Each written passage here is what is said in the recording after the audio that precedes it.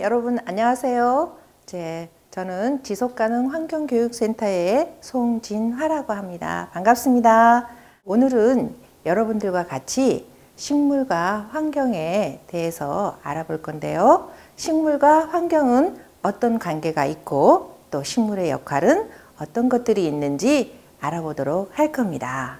본격적으로 들어가기 전에 여러분들이 준비되어 있는 종이에 여러분들이 알고 있는 식물들의 이름을 한번 적어 볼 건데요. 얼마나 알고 있는지 선생님이 좀 알아보려고 합니다. 자, 시간은 딱 1분 정도 드릴 거예요. 자, 준비됐나요?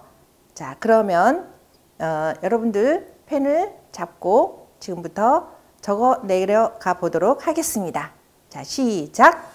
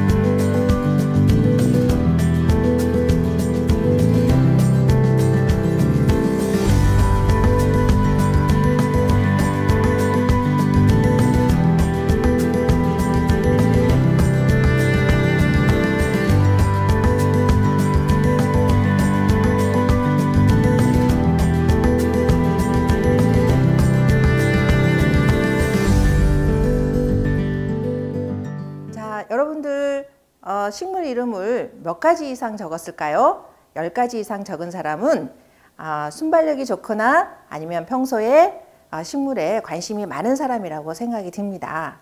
선생님이 식물 이름을 적어보라고 했을 때 여러분들은 너무 어렵게 생각하진 않으셨나요? 주변에 있는 식물을 한번 알아볼까요?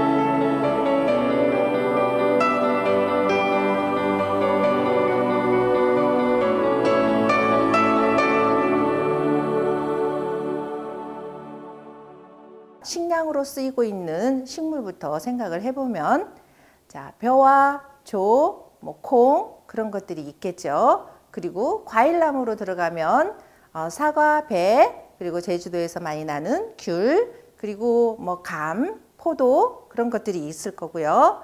채소로 들어가면 상추, 배추, 양파, 대파 그런 것들이 있을 겁니다. 지금까지 이렇게 우리 주변에 있는 식물 우리가 식량으로 쓰이고 있는 식물들을 알아봤는데 그뿐만이 아니고 환경을 아름답게 하기 위해서 이렇게 재배하고 있는 그런 식물들도 많아요. 어떤 식물들이 예쁜 환경을 연출하고 있는지 한번 알아볼까요? 자, 계절별로 아름다운 제주도의 모습을 잠깐 보시고 지나갈게요. 봄의 모습입니다. 벚꽃과 유채꽃을 이렇게 식재해서 관광자원으로서 충분한 효과를 발휘하고 있는데요. 예전에는 유채꽃을 기름을 짜내거나 아니면 사료작물로만 재배를 했는데 요즘은 이렇게 관광자원으로 활용을 하기도 합니다. 봄이 지나면 또 장마철이 돌아오는데요. 그 장마철에 화려하게 볼 수 있는 수국꽃이 있습니다. 제주도에는 가로수로 수국꽃을 많이 심어서 관광객들이 많이 찾는 명소가 되는 종달리라는 마을도 있습니다. 자, 그 다음에는 가을인데요. 가을에는 뭐니 해도 단풍이죠. 한라산에 단풍이 든 모습인데요.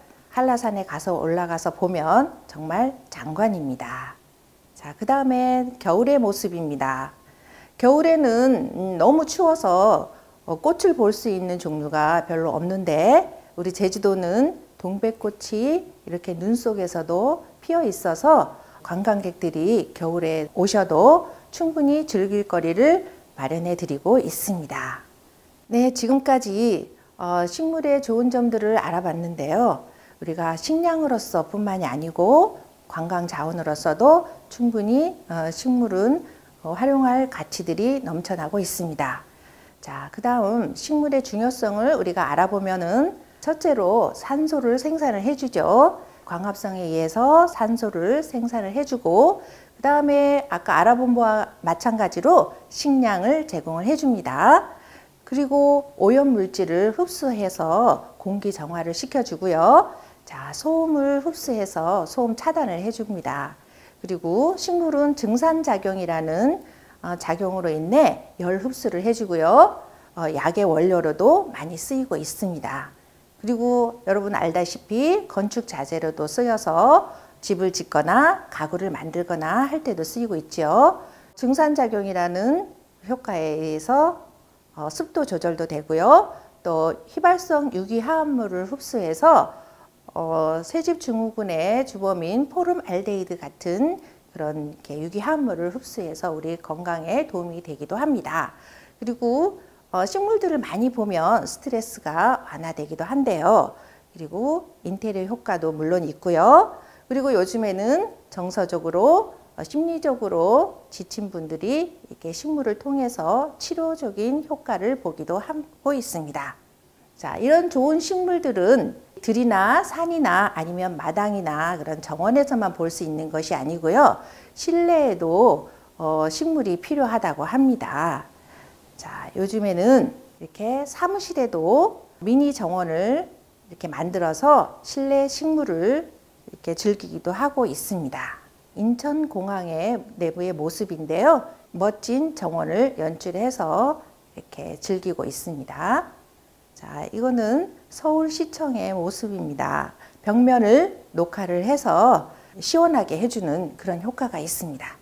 여러분 교실에도 이렇게 식물을 놔두고 보면 식물을 잘 관찰할 수도 있고 공기 정화에도 도움이 되겠죠.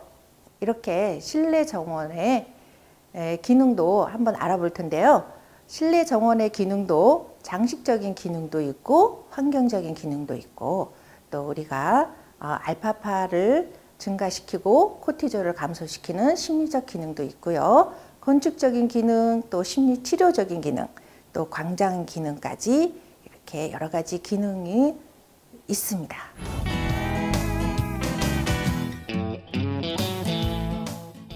식물마다 물 주는 시기는 어떻게 알 수가 있을까요? 보통 물 주는 시점은 이렇게 식물의 잎끝이 약간 처질 때, 그리고 화분의 흙 표면이 바싹 말랐을 때가 가장 좋은데요. 특히 식물의 잎이 시드는 증상은 흙이 건조한 경우나 물이 많아 뿌리가 상한 경우에도 나타나기 때문에 주의해야 합니다. 따라서 이렇게 손가락을 이용해 화분 흙 표면으로 1, 2cm 깊이를 만졌을 때 건조하다 싶으면 충분히 물을 줍니다. 그리고 식물의 종류에 따라서 물 주는 시기가 다른데요. 첫 번째로 선인장이나 다육식물의 경우에는 화분 흙 대부분이 말랐을 때 정량의 물을 주고 겨울철 온도가 낮은 환경에서는 물을 거의 주지 않는 것이 좋습니다. 이러한 대표적인 식물로는 산세베리아, 칼랑코에, 호야 등이 있습니다. 두 번째로 잎이 풍성한 실내 관엽식물은 토양 표면이 말랐을 때 충분히 물을 줘야 하는데요. 생육이 왕성한 봄에서 가을까지는 토양 표면이 말랐을 때 주고요. 겨울철 온도가 낮은 환경에서는 물 주는 횟수를 줄이고요. 난방으로 적정한 온도가 유지되는 그런 장소에서는 규칙적으로 물 관리를 하는 것이 좋습니다. 또 난방으로 인해 건조해질 수 있으므로 스프레이 등을 이용해서 적정 습도를 유지해 주어야 합니다. 대표적인 관엽식물로는 스킨답서스, 셰프렐라 홍콩, 스파티필름 등이 있습니다. 세 번째로 꽃이 피는 초본성 식물들과 잎의 두께가 얇은 양치 식물류는 빛이 충분한 곳에 배치할 경우 흙을 촉촉하게 유지해 주는 게 좋은데요. 이때 화분 흙이 물에 잠겨 있으면 뿌리가 숨을 쉬지 못하기 때문에 주의해야 합니다. 이러한 대표적인 식물로는 아프리칸 바이올렛, 보스턴 고사리, 아디안텀 등이 있습니다. 마지막 네 번째로 항상 흙을 축축하게 유지해야 하는 식물이 있는데요. 빛이 좋은 환경에서 생육이 좋은 시페루스와 같은 수변형 식물은 단순히 촉촉한 정도가 아니라 화분 흙이 늘 젖어 있도록 물에 담가두기도 합니다. 네, 그런데요. 식물의 상태에 따라서 물 주는 시기를 또 알 수가 있다고 들었어요. 대부분의 식물들은 물이 적으면 꽃이 떨어지거나 잎에 생기가 없어지면서 생장을 멈춥니다. 또한 아랫부분의 늙은 잎이 누렇게 되면서 떨어지기도 합니다. 이런 현상을 보이면 물이 부족하다는 신호이고요. 반대로 너무 물이 많으면 꽃잎에 곰팡이가 생기거나 잎이 물컹거리면서 떨어지기도 합니다. 따라서 식물의 잎이 전체적으로 떨어질 때는 화분 흙에서 뿌리를 꺼내 흙의 과습으로 인한 현상인지 확인한 후 상한 뿌리를 제거하고 새로운 흙으로 분갈이해 주어야 합니다. 네, 그렇다면 물을 주는 방법도 식물마다 다 다를 수 있을 것 같은데요. 네, 물 주는 방법은 물뿌리개를 이용해 식물의 머리 위에서 물을 주는 두상관수법과 화분째 물통에 담그는 저면관수 방법이 있는데요.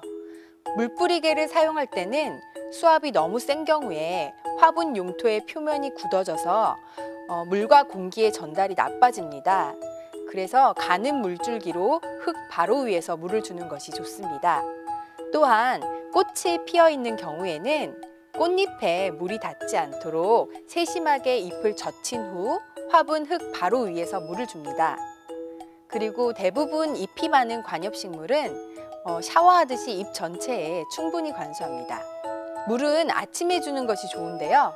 햇빛이 강한 여름철에는 식물의 잎에 닿은 물방울이 볼록 렌즈처럼 빛을 모아 잎을 태울 수 있으므로 강한 광선이 쪼이는 시간대는 피해야 합니다. 이렇게 오늘 박사님께 물관리 요령에 대해서 꼼꼼하게 배워보니까 머릿속에 더 쏙쏙 들어오는 것 같은데요. 혹시 박사님, 실내 정원에 관한 정보를 온라인에서도 만나볼 수가 있을까요? 네, 농촌진흥청에서는 현재 온라인 실내정원 홈페이지와 스마트폰 어플리케이션 실내정원 꾸미기도 운영해 다양한 정보들을 제공하고 있거든요. 유용한 정보들이 많으니까 참고하셔도 좋을 것 같습니다. 홈페이지는 물론 스마트폰 애플리케이션까지 이제는 실내 정원에 관한 정보를 좀 더 가까이에서 쉽고 편리하게 만나볼 수가 있게 되었는데요. 여러분도 오늘 만나보신 물관리 방법으로 쾌적한 실내 정원을 오랫동안 유지하셔서 아름다운 자연을 매일 만나보시는 건 어떨까요?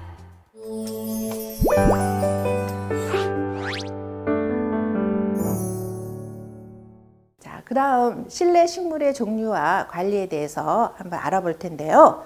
자, 이렇게 아레카야자, 관음주, 고무나무, 스킨답서스, 아이비, 스파티필름, 행운목, 드라세나. 자, 이런 식물들이 있는데 여러분들은 알고 있는 식물들이 있나요? 이름이 좀 어렵지만 어떤 모습인지 한번 같이 보도록 하겠습니다. 사진에서 보는 바와 같이 이런 관음주, 팔송이나무 이런 것들이 있어요. 자, 특히 팔송이나무는 제주에서 자생하고 있는 나무인데요. 음이온도 굉장히 많이 나오고 있어서 제주에서 자생하고 있는 나무를 우리가 실내로 끌어들여서 활용을 하면 좋을 것 같습니다. 그 외의 식물들도 너무너무 많은데요. 선생님이 아주 일부만 한번 적어봤습니다. 자, 여러분들 보는 바와 같이 이름이 너무 어렵거나 생소하죠? 네, 그런데 이런 식물들을 그냥 애워지는 게 아니고 선생님과 같은 식물과 관련된 직업을 가지면 자연히 이렇게 애워지게 됩니다. 자, 그러면 선생님과 같은 식물과 관련된 직업들은 어떤 것들이 있는지 한번 알아볼까요? 선생님과 같은 선생님은 플로리스트고 화훼장식가 그리고 원예 강사이기도 하고요. 자, 원예 심리 상담 지도사이기도 합니다. 여러분들도 약용식물에 관심을 가지고 있다면 약용식물 자원관리사로 공부를 해보시는 것도 좋고요. 자, 화장품에 좀 친환경적인 그런 것들을 만들어 보고 싶은 사람은 화장품 관련 회사에 들어가서 일해보는 것도 좋겠죠. 자, 그 다음에 식물을 가지고 여러 가지 디자이너를 해보고 싶으신 분들은 식물 디자이너로 그런 직업을 가져보는 것도 좋겠습니다. 네, 잠깐 쉬어가는 코너로 식물과 관련된 말을 상식적으로 한번 알아보고 지나가도록 하겠습니다. 자, 맨 처음 나무, 풀, 머리털 따위가 잘 자라서 알차고 길다 라는 말이 있는데 자, 이런 말은 어떤 걸까요? 칠칠하다라는 말입니다. 그래서 우리가 칠칠하게 너 그 모양새가 뭐냐 이렇게 말할 때 요거는 틀린 말이라고 할 수 있겠죠. 자, 어떻게 말해야 될까요? 칠칠하지 못하게 이렇게 그 모양새가 뭐냐 이런 식으로 말을 해야 됩니다. 자, 그 다음 조의 이삭을 떨어서 좁쌀을 만드는 일을 어떤 말일까요? 자, 조바심이라는 말입니다. 조의 이삭은 너무 작아서 시간이 없거나 그럴 때 그 수확물을 빨리 거둬들이지 못할 때 쓰는 말입니다. 그래서 우리가 조바심을 낸다라고 말을 하죠. 자, 그 다음 나무에서 진을 계속 뽑아내면 시들시들해지다가 심하면 말라 죽게 됩니다. 자, 여기에서 나온 말은 어떤 말일까요? 진이 빠지다 라고 합니다. 네, 너무 일을 많이 해서 녹초가 됐을 때도 진이 빠지다 이런 말을 하기도 하지요. 네, 세계 역사를 바꾼 식물에 대해서도 한번 알아볼까요? 자, 세계 역사를 바꾸는데도 식물은 굉장히 큰 역할을 했는데요. 선생님이 이렇게 적어온 감자, 담배, 차, 토마토, 그리고 벼, 콩, 튤립, 후추, 모카, 사탕수수, 옥수수. 선생님은 이 정도만 이렇게 적어왔지만 더 많은 식물들이 세계 역사를 바꾸는데 큰 역할을 했답니다. 대표적으로 감자가 있는데요. 원래의 감자의 고향은 페루 안데스 지역이라고 합니다. 그리고 예전에 감자 마름병으로 인해서 대기근이 발생을 했고요. 그래서 어떻게 됐습니까? 대기근은 어디에서 발생을 했냐면 영국에서 발생을 했고 그 영국인들이 미국으로 이주하게 되는 동기가 됐습니다. 그리고 독일에서는 감자를 먹지를 않았대요. 감자는 돼지들이나 먹는 식물이라고 생각을 했답니다. 그래서 독일 프리드리 황제가 생각해낸 게 거꾸로 감자는 귀족들만 먹게 하라 라는 명을 내렸어요. 그랬더니 사람들이 심리적으로 그 감자를 더 먹어보고 싶어서 그렇게 그때부터 독일에서는 감자를 즐겨 먹게 됐다고 합니다. 네, 토마토에 대해서도 알아볼 텐데요. 자, 토마토는 처음에는 색깔이 너무 새빨개서 사람들이 별로 즐겨 찾지 않는 그런 채소였다고 합니다. 그런데 여러분들, 토마토가 재판이 열렸었다네요. 미국에서 토마토 재판이 열렸었는데요. 어떤 내용이냐면 토마토가 채소인지 과일인지 여러분들은 어떻게 생각하시나요? 토마토는 채소인가요? 아니면 과일인가요? 그러면 수박은 채소인가요? 아니면 과일인가요? 자, 여러분들, 재판은 채소라고 판결이 내려졌습니다.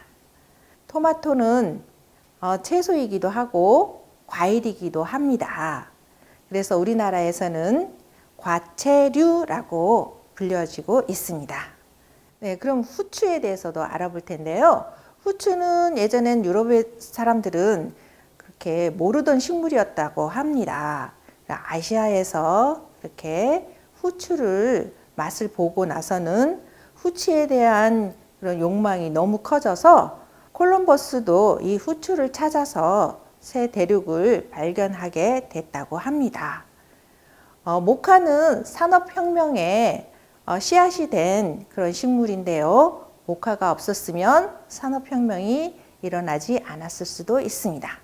유럽에는 사탕수수가 없었대요. 그러면 유럽인들은 그런 단맛을 어디에서 채취를 했을까요? 바로 꿀밖에 없었다고 합니다. 그런데 아시아에서 사탕수수의 맛을 보고는 이렇게 유럽까지 사탕수수를 재배하게 됐다고 합니다. 자, 이렇게 여러 가지 식물에 대해서 알아보면은 세계 역사의 배경 지식을 넓히는 데도 도움이 되리라고 생각을 합니다. 자, 그 다음 이제 본격적으로 다시 돌아올게요. 자, 식물의 공기 정화 원리를 한번 알아보고 지나가도록 하겠습니다. 식물의 공기 정화는 어떤 원리에 의해서 정화가 될까요? 자, 일단 물과 이산화탄소를 빛 에너지를 활용해서 광합성을 통해서 자, 산소를 배출을 해주고요. 아까 말한 증산작용에 의해서 오염물질을 흡수하고 자, 그 힘으로 그 뿌리까지 오염물질을 이동을 시켜줍니다. 그러면 뿌리에 붙어 있는 미생물질들이 오염물질을 이렇게 분해를 해주는 효과로 공기 정화가 되고 있습니다. 그리고 증산작용에 의해서 식물은 음이온이 많이 나오고 있는데요. 그 음이온의 좋은 점들이 여기에 적혀 있는 바와 같이 혈액을 맑게 해주고요. 통증을 완화시켜주기도 하고 자율신경의 조정 능력을 키워주기도 하고요. 자, 저항력도 증가가 된다고 합니다. 그리고 세포의 부활작용도 갖고 있다고 하네요. 지금부터는 여러분과 함께 영상을 볼 건데요. 선생님이 지금까지 말한 공기 정화의 원리라든가 미세먼지 제거 효과에 대해서 영상으로 여러분들과 같이 한번 보고 지나가도록 하겠습니다. 요즘 미세먼지 때문에 걱정 많으시죠? 세계보건기구 WHO 건강을 해치는 가장 위험한 환경 요소로 미세먼지 지목. 여기서 잠깐! 바깥 미세먼지도 심각하지만 실내 미세먼지도 걱정거리. 생선이나 고기를 구울 때, 이불을 털거나 청소기를 돌릴 때 금세 실내 미세먼지 오염도가 올라간다는 사실.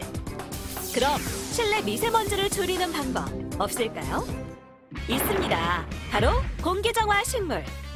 공기정화 식물이 미세먼지 제거에 효과가 있다는 사실 아시나요? 직접 실험을 해봤습니다.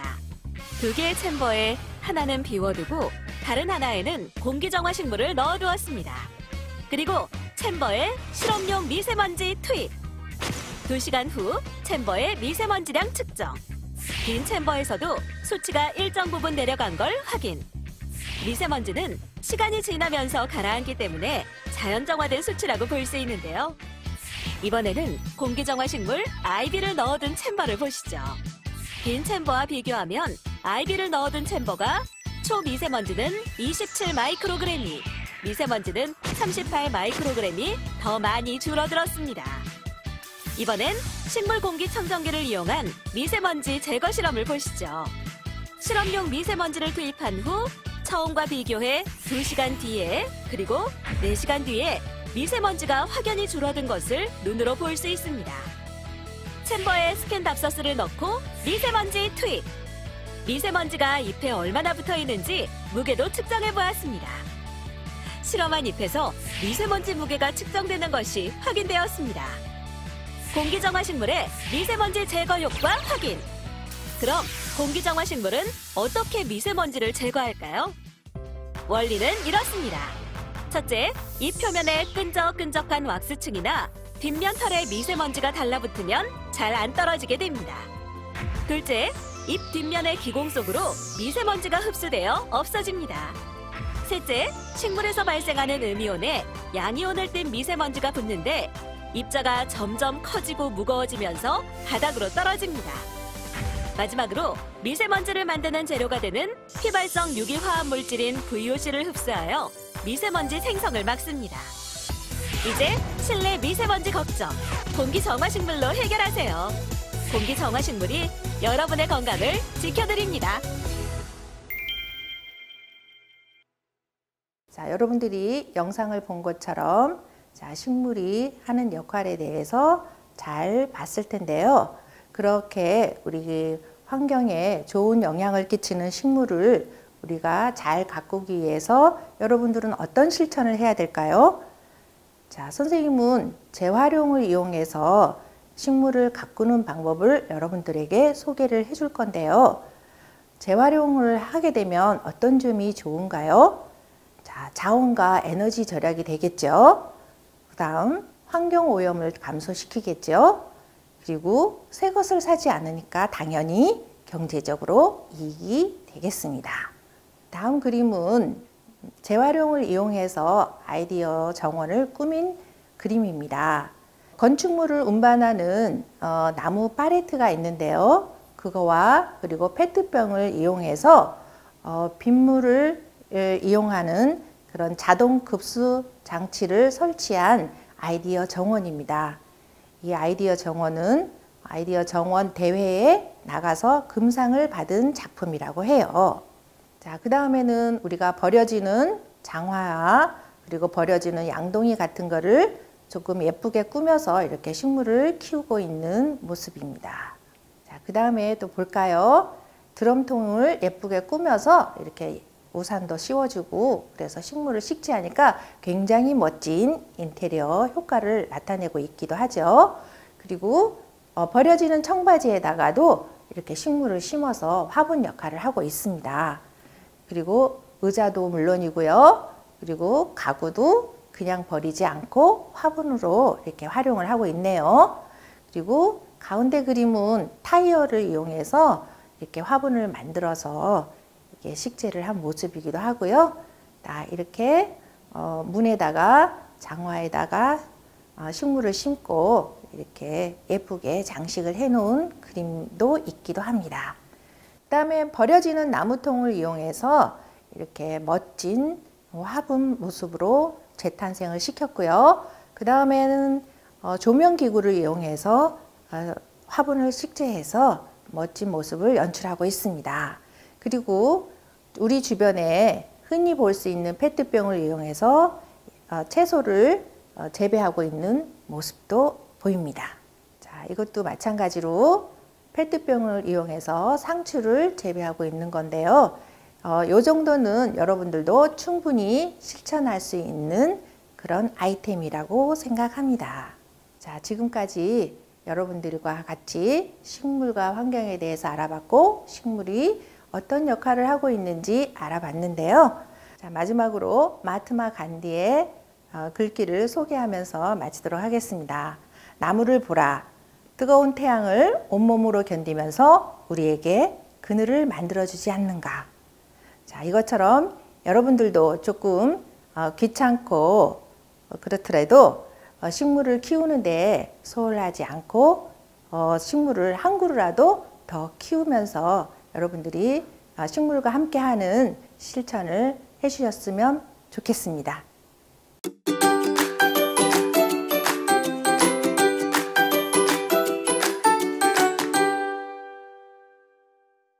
지금부터는 재활용을 이용해서 식물을 심고 가꾸는 체험을 한번 해보도록 하겠습니다. 준비물을 한번 여러분들한테 소개를 해드릴게요. 자, 여기에 보시면 하이드로볼이라고 준비가 되어 있고요. 그리고 식물은 테이블 야자라는 식물을 준비를 했습니다. 여러분들이 많이 쓰는 스티커를 준비를 했고요. 그 다음에 마셨던 그런 음료수 잔을 테이크아웃 잔을 준비를 했습니다. 깨끗이 씻어서요. 이 테이크아웃 잔에다가 식물을 이렇게 심는 과정을 할 거예요. 자, 순서는 어떻게 되냐면 여러분들이 즐겨 쓰는 스티커를 가지고 테이크아웃 잔을 이렇게 꾸며 볼 거예요. 잠시 꾸며 보도록 하겠습니다. 꾸미는 과정은 여러분들이 일정한 어떤 모양이 틀이 있는 게 아니고요. 여러분 각자가 하고 싶은 분대로 꾸미고 싶은 모양대로 하면 됩니다. 하트 모양의 스티커를 여러 개를 붙여서 네잎 클로바처럼 한번 이렇게 꾸며 보려고 해요. 선생님은 이렇게 네잎 클로바를 2개 정도 이렇게 꾸며 봤는데요. 여러분들은 더 예쁘고 아름다운 그런 장식을 하시는 것도 좋을 것 같습니다. 그러면 이렇게 꾸민 잔에 테이블 야자를 심을 건데요. 밑에 구멍이 없는 테이크아웃 잔을 이용을 해서 식물을 심을 거기 때문에 수경 재배라는 과정으로 식물을 심을 거예요. 자, 어떻게 할 거냐면 테이블 야자를 일단 이렇게 작은 비닐 포트에서 빼낼 겁니다. 잡아서 이렇게 간단하게 이렇게 빼주면 이렇게 흙이 있는 채로 이렇게 그대로 나옵니다. 자, 우리 이제부터는 흙을 털어내야 되는데요. 자, 그릇에다가 살짝 이렇게 쳐주면 흙이 털리거든요. 자, 이렇게 해서 다 안 털리는 흙은 뿌리를 하나씩 이렇게 나눠주면서 이렇게 조심스럽게 털어내면 됩니다. 자, 흙이 다 이렇게 털어냈으면 뿌리를 잘 맞춰서 들쑥날쑥하게 하지 말고 이렇게 뿌리를 잘 맞춰서 이렇게 가지런히 놓고요.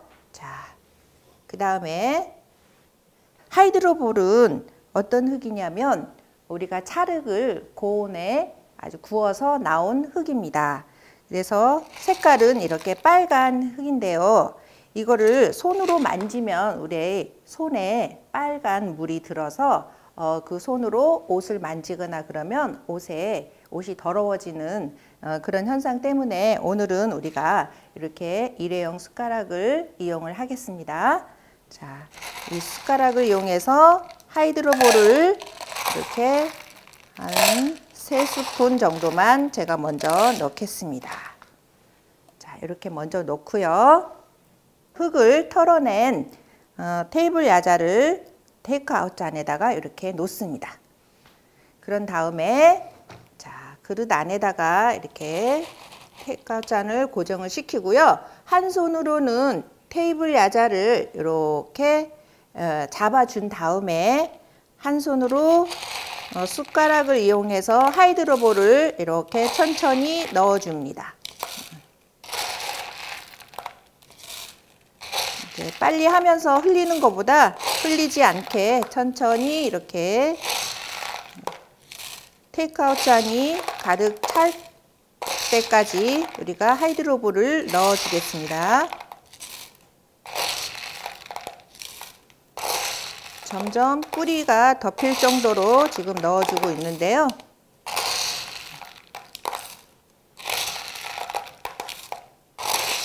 자, 위에까지 넣어주면 이렇게 됐습니다. 자, 이렇게 됐는데 선생님은 조금 뿌리가 너무 밑으로 올라간 것 같아서 조금 식물을 올릴 거예요. 자, 어떻게 올리냐면 이거를 잡아서 살짝 위로 들어 올립니다. 자, 한꺼번에 너무 힘을 줘서 올리면 식물체가 뽑히기 때문에 살짝 들어서 올려줄 거예요. 자, 이 정도면 적당한 것 같아요.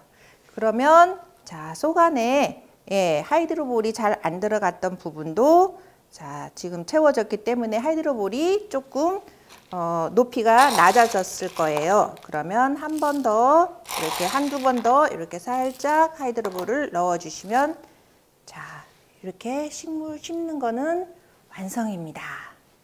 네, 우리가 예쁘게 테이블 야자를 테이크아웃 잔에 심었으니까 물을 줘야 되겠죠. 자, 선생님이 물을 한번 줘 볼게요.